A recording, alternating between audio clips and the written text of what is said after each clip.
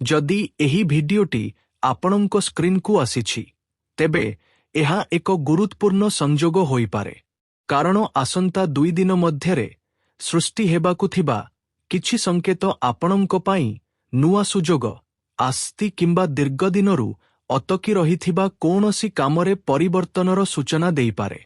आउ सबुठारू आश्चर्यर कथा हेउछि जेउमाने एपर्यंत आपणंकु दुर्बल भाबी अतकाइबाकु चेष्टा करुथिले, आपणंको सफलतारे विरक्त हेउथिले किंबा आपणंको विरुद्धरे नकारात्मक परिवेश सृष्टि करुथिले, सेमानंकु कठिन परिस्थितिर सामना करिबाकु पड़िपारे। अन्यपटे आपणंको पाई परिश्रमर फल मिलिबा एवं भल खबर आसिबार संभावना बहुत मजबूत देखा जाउछि। किंतु टिके अतकंतु, एही भिडियो मझिरे मु एमिति एक संकेत कहिबाकु जाउछि जाहाकु अधिकांश लोक अणदेखा करिदियंती। जदि आपण सेही कथाटी बुझिगले तेबे आगामी दिनरे सठिक निष्पत्ति नेबा आपणंको पाई सहज होइजिब। तेणु एही भिडियोकु शेष पर्यंत निश्चय देखंतु कारण शेष मिनिटरे कुहा जाइथिबा कथा आपणंको पाई सबुठारू गुरुत्वपूर्ण प्रमाणित होई पारे। जदि आपण महादेवंको उपरे सच्चा श्रद्धा रखंती तेबे एबे ही एही भिडियोकु लाइक करि दियंतु, आम चैनल को सब्सक्राइब करि दियंतु एवं कमेंट बॉक्स रे पूर्ण विश्वास सहित हर हर महादेव निश्चय लेखंतु। आपणंको आस्था एवं सकारात्मक चिंताधारा एही परिवार को आहुरी मजबूत करिथाए। गत किछि समय हेबो आपण जेतिकी संघर्ष करिछंती ताहा बोध हुए अन्य केही देखि नाहंती। अनेक समयरे एमिति लागिछि जे भाग्य आपणंको साथ देउ नाही, परिश्रमर फल विलंबरे मिलुछि एवं लोकमाने आपणंको भावना को बुझी पारु नाहंती। किंतु एबे समय बदलिबार संकेत मिलिबा आरंभ हेलानी। अतकी रहिथिबा काम आगकु बढ़ी पारे, कौनसी विशेष व्यक्तिंको सहयोग मिली पारे एवं एमिति एक खबर मिली पारे जाहाकु आपण दीर्घ दिनरू अपेक्षा करिथिले। किंतु गोटिए कथा सबुबेले मने रखंतु, प्रत्येक हसुथिबा व्यक्ति आपणंकर शुभचिंतक नुहंती। आसंता 2 दिन मध्यरे आपणंको योजना काहा सहित शेयर करंतु नाही। शांत रही चिंता करी एवं धैर्यर सहित निया जाइथिबा निष्पत्ति आपणंकु आगकु नेई पारे। एबे सबुठारू बड़ प्रश्न हेउछि जे सेही संकेत गुड़िक कौन जहा दर्शाउछि जे आसंता 2 दिन मध्यरे आपणंको पाई खुशी खबरर जोग बनुछि। केउ सुजोगकु चिन्निबा आपणंको पाई सबुठारू जरूरी हेबो एवं केउ भूलगुड़िकरू दूरेई रहिबा उचित जद्रा सफलता आपणंको हातरू न खसिबो। एही सबु प्रश्नर उत्तर आपणंकु एही भिडियोरे विस्तृत भावे मिलिबो।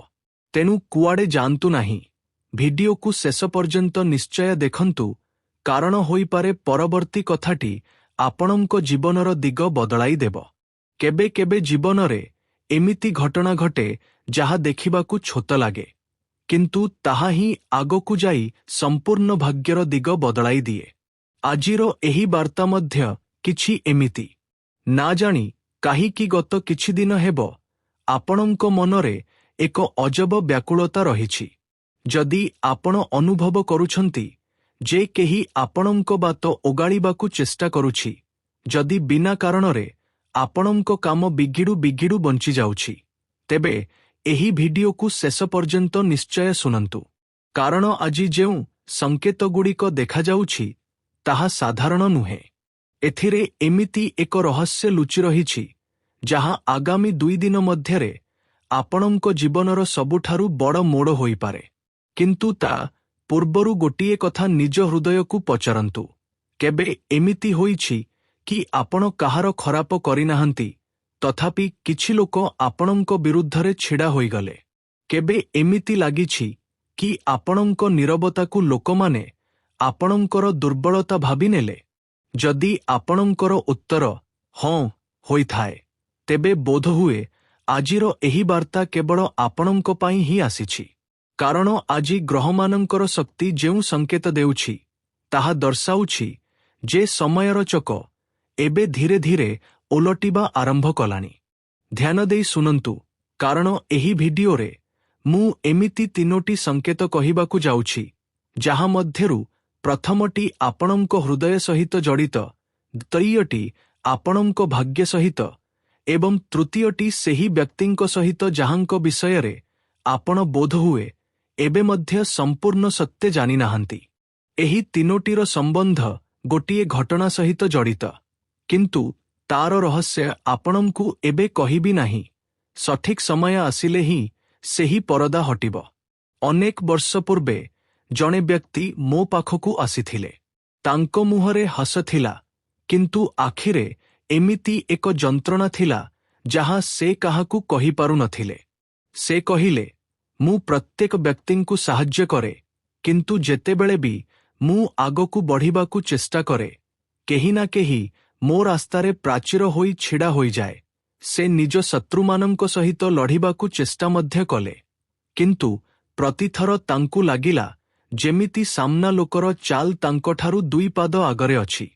ମୁଁ ତାଙ୍କୁ କେବଳ ଗୋଟିଏ କଥା କହିଥିଲି, ଯେତେବେଳେ ସମୟ ନ୍ୟାୟ କରେ, ସେତେବେଳେ ମଣିଷକୁ କିଛି କରିବାକୁ ପଡ଼େ ନାହିଁ।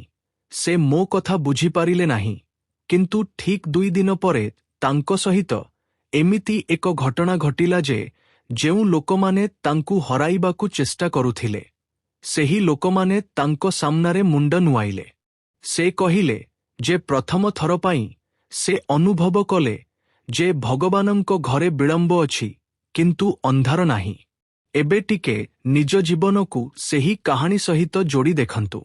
ଆପଣଙ୍କ ଆଖପାଖରେ ମଧ୍ୟ କେହି ଏମିତି ବ୍ୟକ୍ତି ଅଛନ୍ତି କି ଯିଏ ସାମ୍ନାରେ ମିଠା ମିଠା କଥା କହନ୍ତି, କିନ୍ତୁ ପଛରେ ଆପଣଙ୍କ ପାଇଁ ଅସୁବିଧା ସୃଷ୍ଟି କରନ୍ତି? କେହି ଏମିତି ଅଛନ୍ତି କି ଯିଏ ଆପଣଙ୍କ ସଫଳତା ଦେଖି ହସନ୍ତି ତ ସତ, କିନ୍ତୁ ହୃଦୟରୁ ଖୁସି ହୁଅନ୍ତି ନାହିଁ?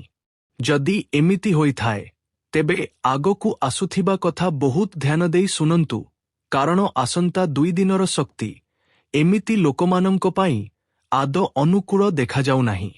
କିନ୍ତୁ ଏଠାରେ ଗୋଟିଏ ଭୁଲ କରନ୍ତୁ ନାହିଁ। ଏହାର ଅର୍ଥ ଏହା ନୁହେଁ ଯେ ଆପଣଙ୍କୁ କାହାଠାରୁ ପ୍ରତିଶୋଧ ନେବାକୁ ହେବ। ନା, ସମୟ ନିଜେ ନିଜର ଉତ୍ତର ଦିଏ, ଏବଂ ଯେତେବେଳେ ସମୟ ଉତ୍ତର ଦିଏ, ସେତେବେଳେ ସବୁଠାରୁ ଅହଙ୍କାରୀ ବ୍ୟକ୍ତି ମଧ୍ୟ ନିଜ ଚାଲରେ ନିଜେ ଛନ୍ଦି ହୋଇଯାଏ। ଏହି କାରଣରୁ ଆଜିର ଗ୍ରହ ସ୍ଥିତି ବାରବାର ଗୋଟିଏ ସଂକେତ ଦେଉଛି ଯେ ଯିଏ ଆପଣଙ୍କୁ ବିନା କାରଣରେ ହଇରାଣ କରିଛି, ତା ଜୀବନରେ ଏମିତି ପରିସ୍ଥିତି ସୃଷ୍ଟି ହୋଇପାରେ ଯେ ସେ ନିଜ କୃତକର୍ମ ପାଇଁ ଅନୁତାପ କରିବ।